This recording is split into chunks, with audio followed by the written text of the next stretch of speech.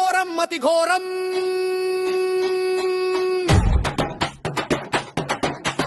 అడవి పేరు చెప్పి అడగని దోపిడి చట్టం. కులాయప్ప గారి చనువుతో ఇవన్నీ జరుగుతాయి. ఇక్కడ ఉండడు అంటారు, అనంతపూర్లో ఉంటాడు. కావాలి న్యాయం, కావాలి లెక్క, కలెక్షన్ అంటూ వస్తే కళ్ళ ముందు చెక్క.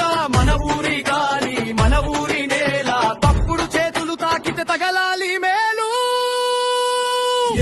నిరంజన్ నిరంజన్ అని ఊరంతా ఎగసి నిలబడాలి.